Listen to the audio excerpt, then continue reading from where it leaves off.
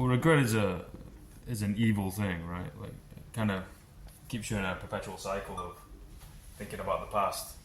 Mine. I press it from here. Oh, look at Yeah, that. man. Technology. You're more fancy than me, boy. You're more fancy than me. But I wanted to ask you about the good things happening to good people. Where do you think that belief comes from? Right now, the people believe in, like they say, you think karma. But I'm the person who believes in God. So pretty much everything in a fair way, I would say. I mean, in my religion, even the God say, either you believe or not to me, even if you have faith or not, if you work hard enough, I will give it to you what you want. Like that kind of things. Like there's many people has, not from my religion, but they still achieve what they wanted because they give effort in the back days, so they achieve the success. They achieve what they want. So I think because of that, if you pay enough, if you work hard enough, you will get there sooner or later. Like if it's not happen soon, or if it's not happen the time you want, it might come back later with the better. Do you think it's always in this life? Or can it almost blur the lines between lives? Do you believe in... Oh, of course I would. Yeah? Of course. I think life is short, and also world is pretty small. I mean, we should be kind, humble, honest all the time, because we also carry our name, If anyone mentioned you, or if anyone asked about you, it should be the one, I believe that. Yeah, it's something that I think about quite regularly is the origin story of morality. Like what actually is defined as good and bad. Is it something given to us by a divine entity or being, or is it something that is just kind of developed by our own goals or aspirations? And it's somewhere that I guess I'm an interesting character because I sit on the fence. I'm open to either side.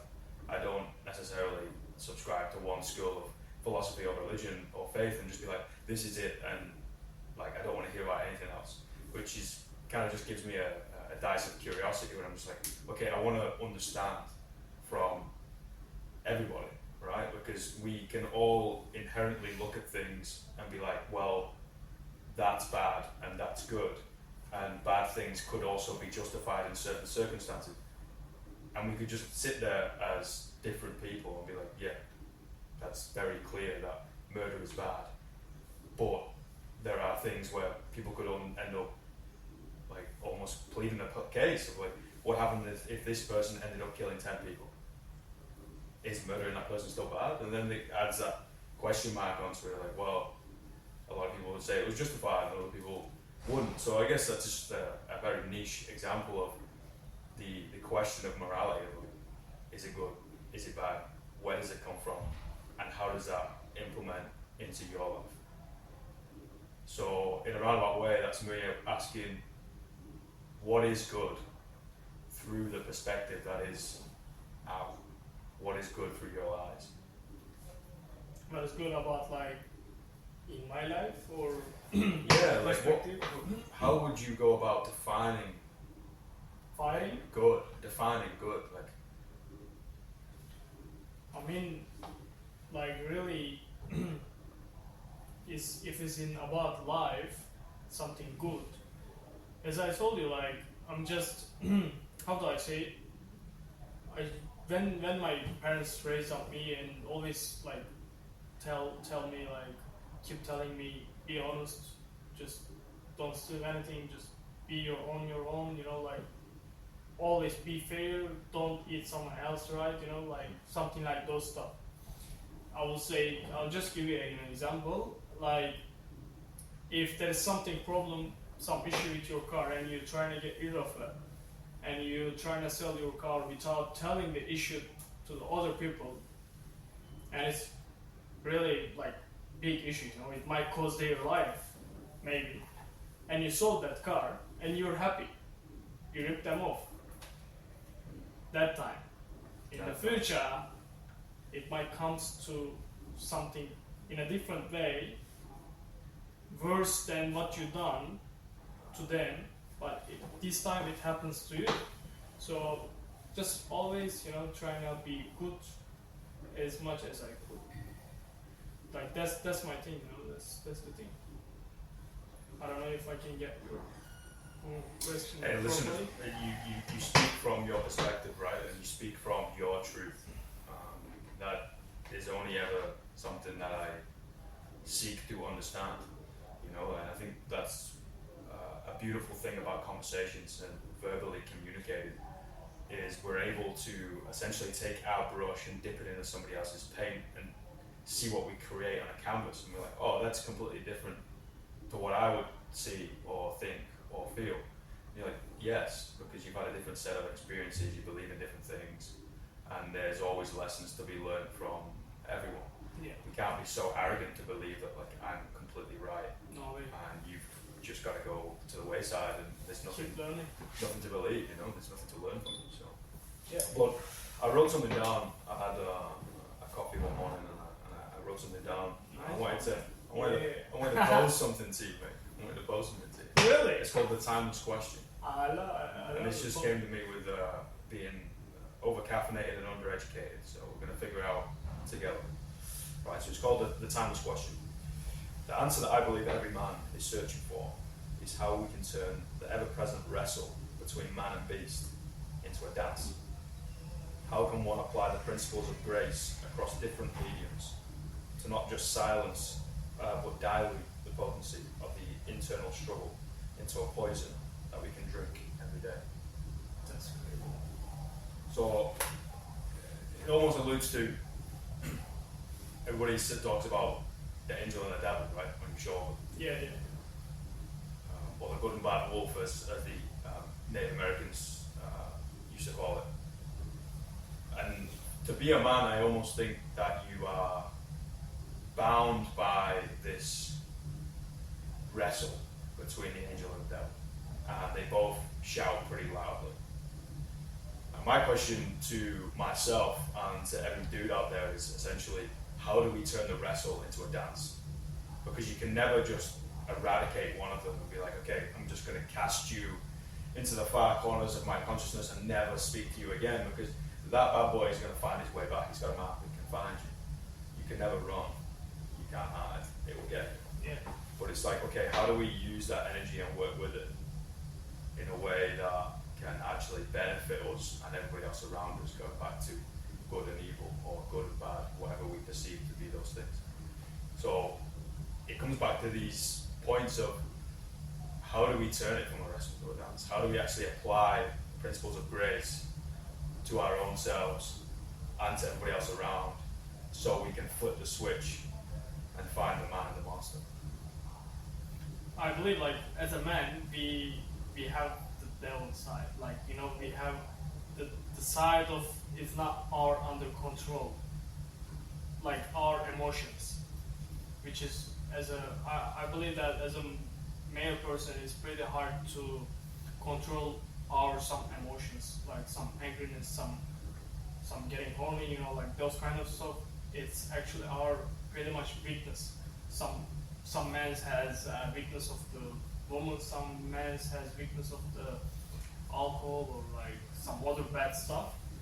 I mean, I don't know, like it's hard to control actually. But I believe that we wouldn't get pretty much like toxic with those stuff. We wouldn't push ourselves too much. We shouldn't limit ourselves too much with those stuff, Everything should be in a balance, I believe that. Yeah, it's quite often that if you try and run from one side to the other and as far away as you can, you realise that a spectrum is actually a circle rather than a line. Right? I guess that's what we see in politics these days. If you go so far left, you actually become pretty close to the right, and the same the other way around. Like, it ends up just looping you back round, and we just become these fanatics of crazy freaks. And I think it's the same when we almost trying to keep ourselves like, I am like monk, like I have no desire, I have nothing. You're like, potentially that's true, but we also lose the ability to connect with people, maybe emotionally, or like we live in solitude, so we've got no social connection, and it's finding that fine balance, right, between people. And a good mate of mine many years ago told me, Alex, I am my brother's keeper, and he was a Christian himself, so he got a lot of his. Your brother, his brother's father. I am my brother's keeper. Yeah, it's an old saying. I do believe it's from the Bible. I'm not really too sure, but essentially, we are a guild of people that need to keep each other accountable. Like, I am my brother's keeper. Oh. It means I got to keep you on the straight and narrow, and you've got to keep me on the straight and narrow, because we're not going in circles. We're not trying to dig our own grave and chuck everybody, including ourselves, within it. We're trying to build. And I do believe that to be a man is to have the ability to build or destroy. Females create. Yeah. We can build it or destroy it. We can nurture it and allow everything to flourish. Definitely. Or we can go in and just rip everything out and just be the raging bull in the china shop. You're like, well, which one is actually progressive? Which one ensures that tomorrow could actually be better than today? And which one ensures that tomorrow is definitely worse than today? And when you figure that out, like, it's just those little micro actions every day that keeps us towards that path, right? Yeah. So I am my brother's keeper. The thing is, what you say, like the build or destroy. I think the many men out there, like, usually confusing about the decision, like, because some things you have to be destroyed so you can build up again. That's the thing. I think we are usually confused about it. What we should do next? We should build or destroy and start back again. That's the thing. It's pretty hard. That's the thing. You never know what life brings to you. You know. That's I don't know. It's crazy. I think that's beautiful you bring that up, because me and my brother just went through a bit of a journey, and we went through some seasons and tried to digest things that may have occurred, some experiences that you went through, some situations you found yourself in, some decisions that you have made in your own life, and saw the repercussion and the ripple effect of that throughout the world, throughout people around you, and so on and so forth. And we basically said, okay, season one start, the introduction. This is the narrator setting the scene. I was like, well, first of all, you need to understand what actually happened. Right? You need to understand oneself, understand people. But second of all, you actually need to be humble enough to understand the belief systems that you've held on to for so long that actually might have kept you alive, right? Out of certain situations, and they might be dire situations, or they might be pretty minuscule when it comes to the entire world, but they've kept you going.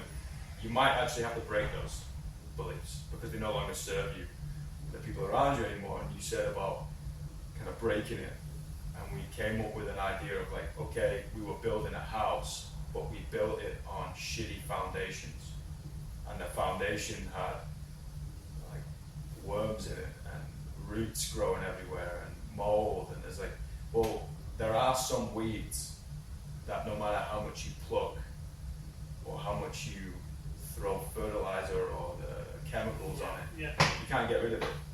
What you actually have to do is turn up the topsoil and burn it. You burn the whole soil. That's the thing. And you start literally from scratch. Yeah.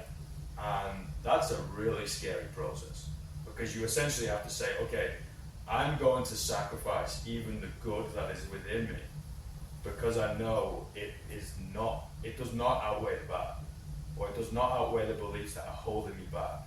Definitely. And I just have to hold on to a holy hand grenade and just burn the whole thing and be like, okay, tomorrow I'm going to start again. I'm going to start fresh.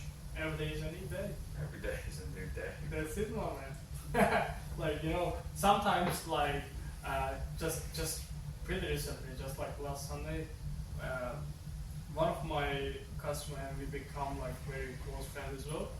So I knew he was working in the office and everything was fine, and he got the sponsorship in the company, but Then last time he came, he said like, I resigned and the other job I was starting it. They called me and they say we don't need you anymore. And now he's trying to get into electrician stuff. He's trying to become an electrician stuff, and he's trying to live in the van as well. Like I said, well, sometimes it's good.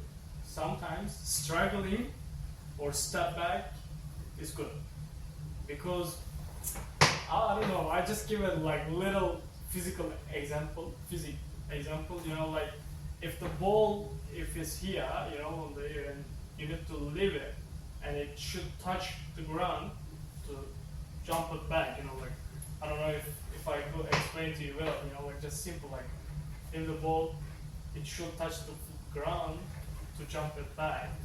I mean, you should be sometimes in the ground, in the zero level, so you can build up back and you see what you can do. Exactly. I believe that. What gave you that perspective on life? What's happened? I mean, it's pretty easy.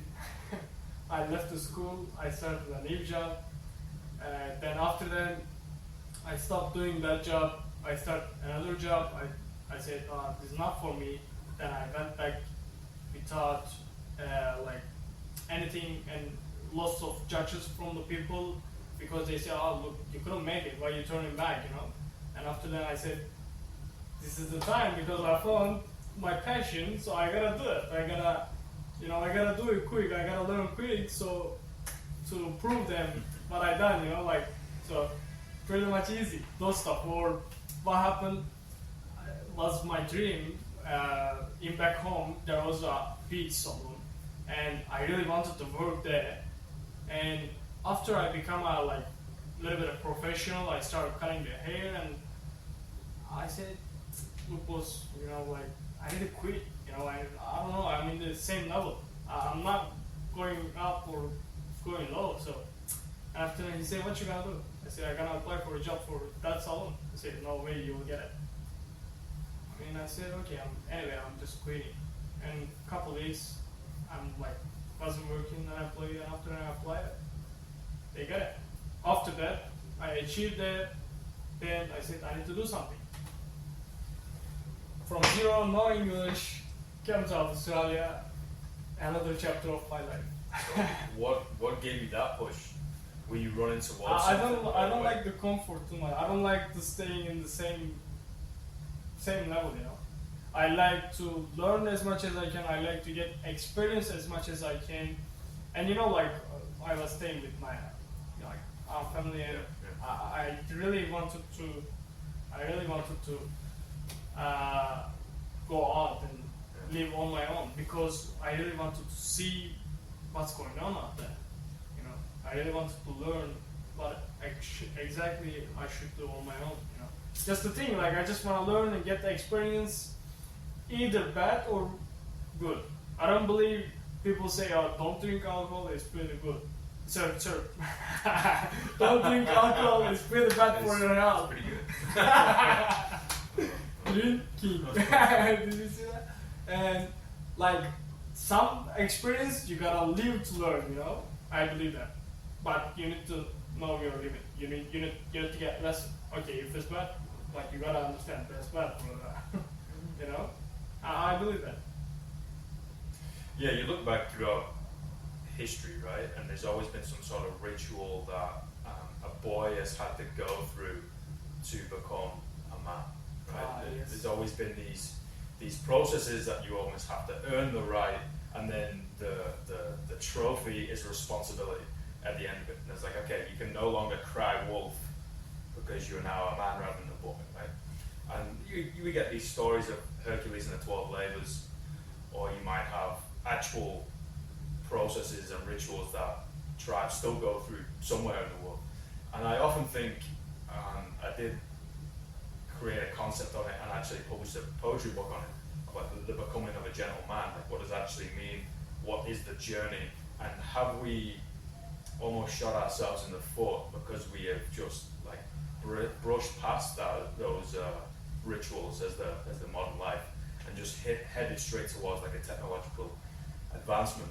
I'm like, I don't know. You can probably make claims on both sides. It's like maybe we leave the barbaricism in the past, yeah, potentially. But are we skipping and giving boys responsibilities of men without actually teaching them what that is? Like what roles you actually need to uphold, like what values are probably good to uphold, rather than just, oh yeah, here you go, fucking get after it. It's not good. I mean, there's someone should be to show you the way, or at least you need to search a lot. I mean, right now there is heaps of ridiculous things happening in the social media, and like the young generation, young men, they don't know what they gonna do. They looking for their path. I told you, like that 19 years old guy. He trying to find something. He trying to get his purpose in the life, but there's lots of ridiculous information. Like I don't know. I believe like someone should be in your life as a mentor or as a idol. You know, like Yeah. you know. Someone to bounce ideas off, not to completely follow blindly, but you certainly need to question your own perspective and outsource that common sense and that critical thinking to a trusted figure, a trusted individual. I definitely believe that, and that's why I ended up flicking you on that text saying, yo, do you want to talk and post it on the internet and call it a podcast? And you said, sure, what about? It's like, well, discussions of the modern man. And you're like, okay, say less. And we didn't talk about it until we rocked up. I don't know. But this is a beautiful explanation of like two lads, or a beautiful example of two lads just trying to ensure that tomorrow is better than today. Sure. Trying to look after people closest to us in a way that we deem to be the best. And trying to be a better person in every aspect. And unfortunately, that usually means that you become pretty solitudinal in your life, i.e. you lose people along the way. Like, I know it sounds pretty funny, but Snoop Dogg said about closing the gap. Like, if you live here with your mates and you elevate yourself, like, you've got two options. You can keep going, or you have to come back down. But you can't go back down, because if you go back down, you lose. So you have to keep going. Then And the way you lose them. Then you lose them. The only way that they close the gap is if they elevate as well, which most of the time they don't. So what we can look. So what do you do? I feel sometimes I'm a bit selfish. Sometimes I feel a bit selfish. So I don't know. And by the way, I was gonna tell you about that. Like there's lots of information and the things. One of the time, one of my customer, like I really get good value of his ideas.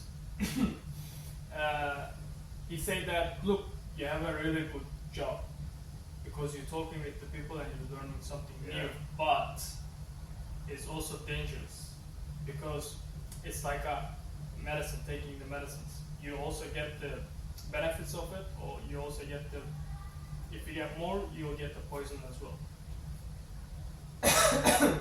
Cough away. Yeah. The thing is, you need to get your filter pretty strong, like pretty good filter. Yeah. You need to filter them, and you take what you needed, the IDs. And what was the thing? The mates. Let's keep going with that. Oh, okay. What is your filter? Mate, I mean, look, I don't feel my age. I'm sorry. This is good or bad, I don't know. Like you might think it's good, but sometimes I just wanna be like very irresponsible, very like reckless, you know. Like no responsibility, just hanging around, you know, chasing the girls, drinking with mates. That's the actually proper question. The young generation, us, they like we don't know how to live the their 20s because there's like really two options as well. You gotta get your job, you gotta get your career done, you build up your future. But in the future, you will get the money, but you might not get enough time, or you might not get enough energy to visit or travel around the world, or being irresponsible because you get a family, you get a kids, you get a company, whatever. The other things, Turn off. yeah, you can turn off. How would you do that? Yeah, that's Press the button that says on? Yeah, that's it. Oh, that's complicated. The other ones, you got the energy, but you got no money, no matter, backpacking, hanging around, chasing the girls, drinking, but in the future you're broke. So it's, I don't know, It's almost like it's a modern age problem trying to solve Yes. an old age that's the hole, thing. Yeah. right? Like, you know, you read books that were published 2,000 years ago, and they're trying to figure out the things that we're still trying to figure out, right? And the things that they invented back then were like these new age things that, oh my god, shit, this is gonna like destroy our civilization or social connection or whatever they were talking about. I mean, we're gonna say the same thing. I'm sure we're gonna say the same thing in another 2,000 years. Well, the thing goes on of like, okay, well, how do we actually fill that void that we all have within ourselves? Of like, how do we actually find a bit of purpose and a bit of meaning out of life? How do we make meaning out of the madness? Yeah. I mean, it's. And I'm gonna consult my book Yeah, again. yeah. This is something I wrote on the train here, mate. As I And wrote. you published the book, yeah, as well.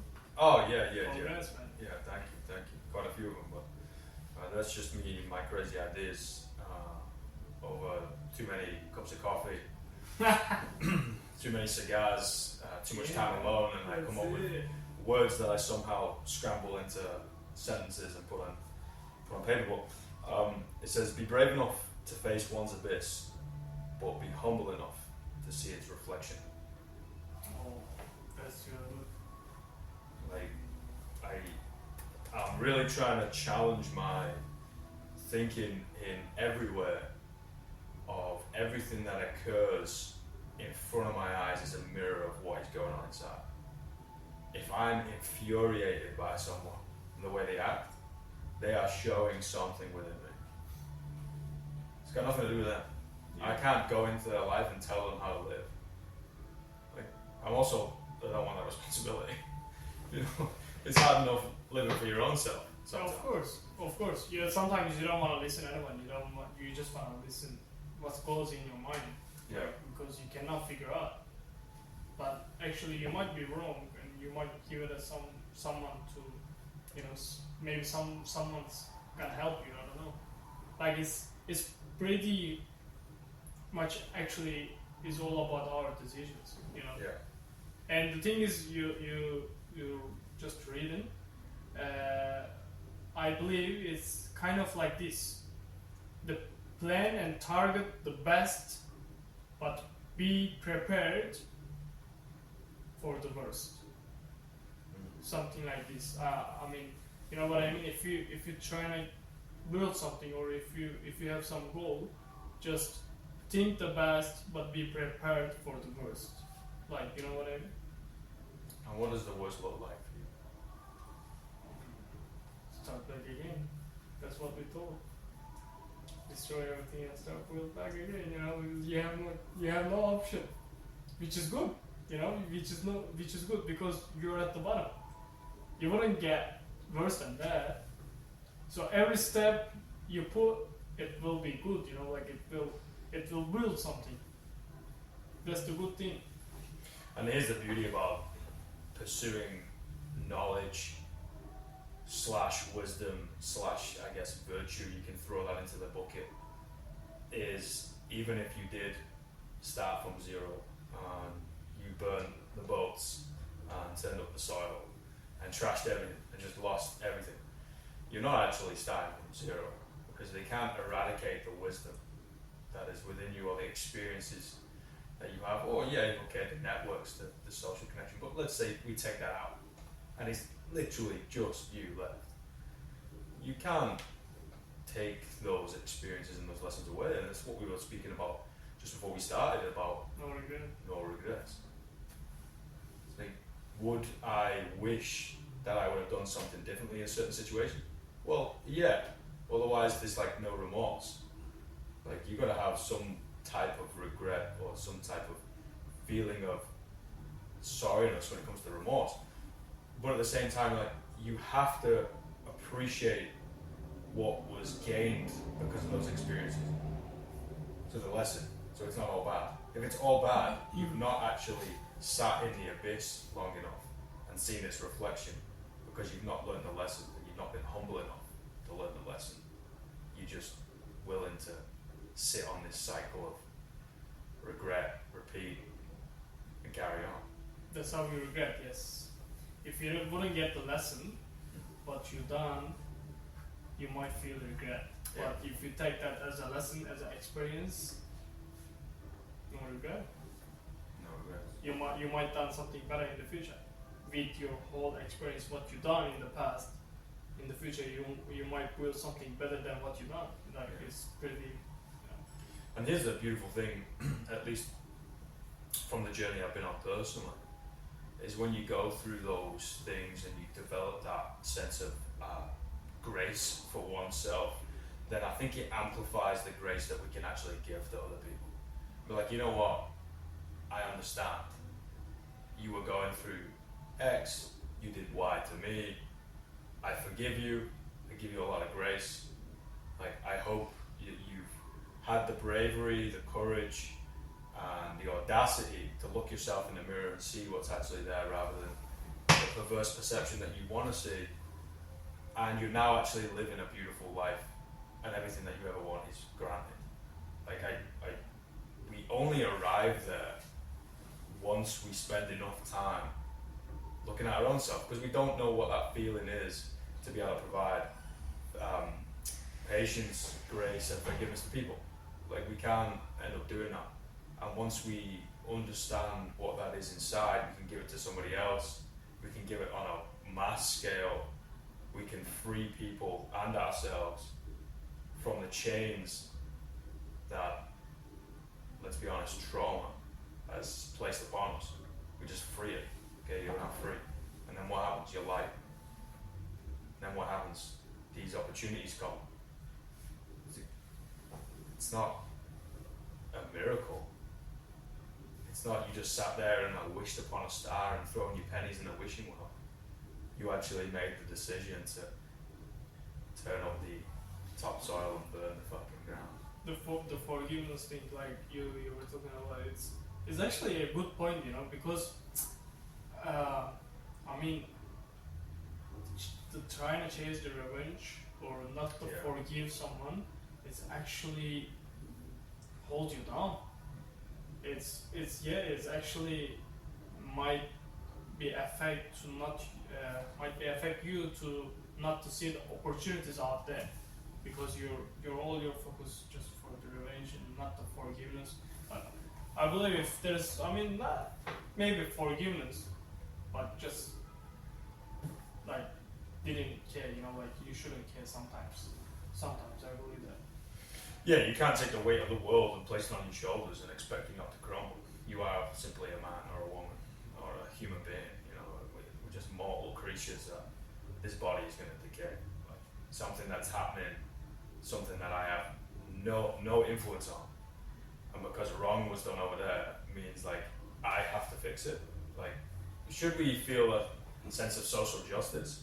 I believe so. Yeah, like to some degree. Like, we need to stick up for the little man or woman, and we got to stick up for the good and what is right in the world. Yeah, absolutely. Like, it goes back to I am my brother's keeper, right? But like, am I responsible for those things? No, come on, man. Like, I'm responsible for my own self. That's just true, you know, like that's true. That's it. And I want to give back more than I could ever take. You know, and I think that's what I want. Well, I know that's what I want out of my life. Is when you throw dirt on me, or you fire that flaming arrow into the boat that I'm sailing off down the shore, and like, I want them to be able to add up everything that has ever happened in my life. But you know what? He actually gave the world more than he ever took. Like, the world is at a net gain because this bloke actually breathed some air. Like, wouldn't that create progress? Definitely. Isn't that what we're trying to do? Yeah, definitely. Yeah. So my question is, okay, Al, and this is something I think about quite regularly, but Al, if you were to get rid of all the things you are known for, your name, your occupation, I heard that you question. being a son, I heard that question. being a male. Like, get rid of everything. Everything. Yeah. Strip it down. What's left? What's left is your soul. So how would you explain your soul to somebody? That's crazy. For that question, what I would say, I usually don't like to introduce myself, what kind of personality I get, what kind of job I get. I just meet with the people and let them to know me by the time, by my attitude, by my behaviors, by my decisions, by my, I don't know, like lifestyle, routine. So, to be honest with you, I don't have specific answer for this question because it's completely you're like zero, like you're like zero, and that's the thing, usually, like in a general way, I don't usually explain myself. I don't like trying to explain myself or introduce myself. I'm good at it. I'm good at this. I'm good at that. I do this. I done this. I don't know why. It's kind of gives the people you got like ego or I feel like that. I just let the people get to know me by the time. It's in a healthy way, I believe, because you might have different experience with me in our relationships. Someone else have different, because we are not acting the same to everyone. I believe that. You know what I mean? Yeah, it's how people can actually see you differently, and in some people's stories you're the victor and others you're the villain. And you almost that's much better, but my English is not enough to get it all together. Don't worry about that. I don't speak English, I speak in riddles. Yeah. Which is usually interrupted by some grunts like a bloody caveman, but what would you say for this me? question? Yeah, like I'm so wondering about, like, I believe there's no like true or bad answers, but I'm so wondering about your answer, like what it should be, what it could be, as an example. Someone who gives more than he takes. Someone who gives more than he takes. Like, I want to be known, or at least I want to strive towards it. I don't necessarily want to be known. I don't really care what people's perception of me. I don't give a shit what people think. Like, I really just don't. Like, I've done enough things. I've been enough places. I've helped enough people. I've proven to myself that I can actually get up more times than I fall down. I've lost everything. I've broken mentally, physically, emotionally, like everything. I just don't care what people have. Here's a label, like, I don't like this person, I love this person. Like, either way, it's cool with me. Like, no problem. I'm going to carry on. The train's gone. That is something I need to go through on. I need to learn. I need to get that to myself as well. That's just time. That's just time and experience. That's all it is. Like, because, like, I don't know, especially in our time right now, everything goes on the social media. Everyone's trying to prove themselves with their own way, not their real life, and so it's totally affect me. I wouldn't say lie, I also think about sometimes about, like, what these people gonna think about me. And the other thing is, like, I don't know, my job, I'm sometimes you gotta pretend yourself, which is I really sick of it.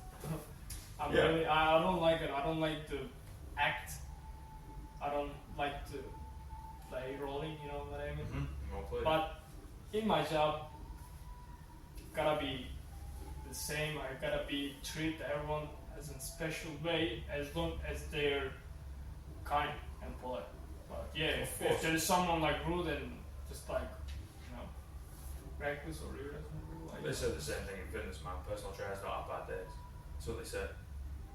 I'm like, well, that's incorrect, but you have to end up putting on a mask sometimes, and that's also alright. Like, it gets the job done. Like, it's also, you have to take the mask off and care for the man behind the mask, or the woman behind the mask, or the person behind the mask. Like, you do. Like, you have to do that. You have to ensure that you do that. I think you just arrive at that place. I was literally just experiencing time. That's all it is. And trying so many things and fucking it up and realizing it's not the end of the world. And realizing, like, you actually are going to get back up tomorrow, the sun will shine, and I can carry on and still keep swinging my bloody axe and keep hammering away, and just, I'm going to try. And if people do like you or don't like you, your effort remains the same. And as long as your effort remains the same, it doesn't matter. Like, fuck them at the end of the day. Like, all you gotta do is find your people, love them as much as you can, and fuck what anybody else thinks. You're totally right. But